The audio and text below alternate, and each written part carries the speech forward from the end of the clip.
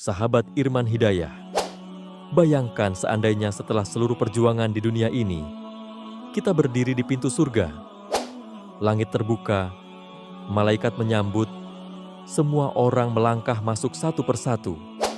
Lalu tiba giliran kita, tapi tiba-tiba terdengar suara yang mengejutkan. Jangan biarkan dia masuk. Kita pun terdiam, mencoba mengingat, apa dosaku? Aku sholat, aku puasa, aku bersedekah. Namun rupanya, ada satu dosa yang tak pernah kita anggap serius. Satu kebiasaan yang kita anggap remeh. Satu kalimat, satu tindakan kecil yang ternyata menjadi sebab diharamkannya surga atas kita. Rasulullah Shallallahu Alaihi Wasallam tidak berbicara dari hawa nafsu. Beliau telah menyebut dalam banyak hadits syahih, ada orang-orang tertentu yang tidak akan masuk surga, bukan karena Allah tak sayang, tapi karena dosa mereka menghalangi cahaya rahmat itu menyentuh jiwanya. Mereka bukan orang yang tidak pernah ibadah. Sebagian di antaranya pernah menangis dalam sujudnya, pernah menolong orang miskin, pernah ikut kajian, tapi karena satu perbuatan yang belum ditebus dengan taubat, pintu surga itu tertutup perlahan selamanya. Hari ini kita akan menyimak 15 perbuatan yang diharamkan masuk surga berdasarkan sabda Nabi Muhammad Shallallahu Alaihi Wasallam dengan lafaz yang tegas dan nyata. Jangan anggap ini sekadar video, karena bisa jadi di antara daftar ini ada satu yang masih sering kita lakukan. Dan jangan tunda untuk berubah, karena surga tidak menunggu. Ia hanya dibuka untuk mereka yang bersih dan bersedia membersihkan diri. Sebelum kita lanjutkan mulai, tekan like dan subscribe untuk terus mendukung dakwah kami ini. Dan tulis amin di kolom komentar. Semoga Allah melindungi kita dari api neraka. Bismillah, mari kita mulai. Sebelum pintu itu tertutup selamanya.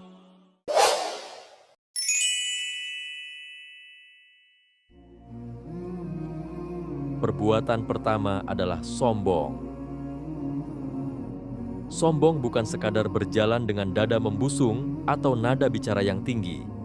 Tapi sombong adalah saat seseorang merasa dirinya lebih baik dari orang lain dan enggan menerima kebenaran yang datang dari orang lain. Rasulullah Shallallahu Alaihi Wasallam bersabda, tidak akan masuk surga orang yang dalam hatinya terdapat kesombongan walau sebesar biji sawi. Hadis riwayat Muslim. Bayangkan, sebiji sawi pun cukup untuk menutup pintu surga. Padahal sebiji sawi hampir tak terlihat, begitu kecil, tapi dampaknya begitu besar jika bernama kesombongan. Kadang ia muncul dalam bentuk yang halus, menolak nasihat dari orang yang kita anggap lebih muda, meremehkan tukang sapu meski mereka menjaga kebersihan tempat ibadah, memandang sinis orang lain hanya karena bajunya tidak bermerek atau ucapannya tak fasih. Padahal, siapa kita ini? Allah menciptakan kita dari air yang hina dan akan mengembalikan kita ke tanah yang busuk. Jubah kesombongan itu hanya miliknya, dan siapa yang mencoba memakainya akan dihancurkannya. Bahkan iblis, makhluk pertama yang terusir dari rahmat Allah, bukan karena zina, bukan karena mencuri, tapi karena sombong. Satu kali ia berkata, aku lebih baik darinya. Dan kalimat itu membuatnya terkutuk sampai hari kiamat. Jangan biarkan kalimat yang sama dalam bentuk lain keluar dari hati atau lisan kita. Karena bisa jadi kita bukan tidak masuk surga karena kurang amal, tapi karena terlalu banyak merasa paling layak. Allah tidak menilai rupa, tapi hati dan amal. Dan hati yang sombong tidak layak disandingkan dengan keindahan surga. Perbuatan kedua adalah orang yang memutuskan silaturahim. Rasulullah Shallallahu Alaihi Wasallam pernah bersabda dengan tegas, tidak akan masuk surga orang yang memutus silaturahmi. Hadis riwayat Bukhari dan Muslim. Bukan karena ia tidak sholat, bukan karena ia tidak puasa, tapi karena ia lebih memilih marah daripada memaafkan, lebih memilih diam daripada menyambung hubungan, lebih memilih gengsi daripada ukhuwah. Kadang alasan kita memutus hubungan itu sederhana. Terlalu sakit, dia yang salah duluan, sudah capek terus-menerus mengalah. Tapi tidak ada alasan yang bisa membenarkan dosa memutus silaturahim. Karena setiap hubungan yang kita biarkan putus tanpa upaya akan menjadi penghalang besar di akhirat kelak. Bayangkan, seseorang sudah berjalan di syirat yang sempit, amalnya menumpuk, tapi tiba-tiba ditarik kembali ke dalam kegelapan karena ia pernah memutus hubungan dengan saudara dan tidak pernah mau memperbaikinya.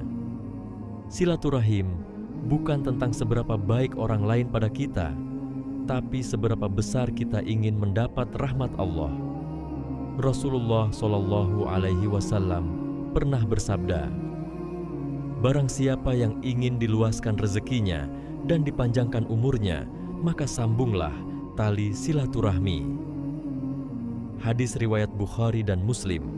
Artinya, memutus silaturahmi bukan hanya mengundang murka Allah, tapi juga menyempitkan dunia kita sendiri. Rezeki terasa sempit, waktu terasa singkat, dan hati terasa jauh dari tenang. Jika ada saudara yang sudah lama tak kita sapa, teleponlah.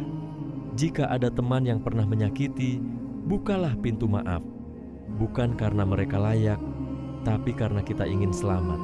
Jangan tunggu ajal untuk menyadari bahwa gengsi tak pernah layak dipertahankan. Sementara surga terlalu mahal untuk dibayar dengan diam, karena yang memutus telah diputuskan pula dari rahmat-Nya. Perbuatan ketiga adalah durhaka kepada orang tua. Bayangkan, ibumu pernah begadang malam demi kamu yang demam. Ayahmu menahan lapar demi membelikanmu buku sekolah. Mereka tak pernah menuntutmu membalas, hanya berharap kamu tak melupakan mereka. Namun, betapa banyak orang yang salatnya khusyuk, tapi tak pernah bertanya kabar orang tuanya. Yang puasanya sempurna, tapi kata-katanya tajam saat menjawab ibu. Rasulullah Shallallahu Alaihi Wasallam pernah bersabda, 3 golongan yang Allah haramkan atas mereka surga: orang yang kecanduan khamr, orang yang durhaka kepada orang tuanya, dan dayuts, yang membiarkan kemaksiatan dalam keluarganya. Hadis riwayat Ahmad. Durhaka bukan hanya memukul, kadang cukup dengan mengabaikan, dengan nada tinggi saat menjawab, dengan malas membalas pesan mereka. Padahal di hadapan Allah, ridha mereka adalah kunci ridhonya, dan murka mereka adalah murkanya. Rasulullah Shallallahu Alaihi Wasallam juga pernah bersabda, keridhaan Allah tergantung pada keridhaan orang tua, dan kemurkaan Allah tergantung pada kemurkaan orang tua. Hadis riwayat Tirmidzi, Hasan. Berapa banyak orang yang hartanya seret, hidupnya selalu gagal, dan hatinya tak tenang. Bukan karena kurang usaha, tapi karena ada doa orang tua yang tak lagi naik ke langit untuknya. Di akhirat kelak, orang yang durhaka tak hanya dilarang masuk surga, tapi bisa dipercepat siksaannya di dunia, sebagaimana disebut dalam hadits. 2 dosa yang disegerakan hukumannya di dunia: durhaka kepada orang tua dan berbuat zalim. Hadis riwayat Al-Hakim. Hari ini, jika orang tua kita masih hidup, peluklah mereka. Jika sudah tiada, doakan mereka setiap malam. Dan jika pernah menyakiti, menangislah di hadapan Allah, karena surga bisa jadi sedang menjauh karena luka yang pernah kita buat. Surga itu di bawah telapak kaki ibu. Lalu bagaimana bisa seseorang berharap masuk surga jika ia menginjak perintah ibunya sendiri?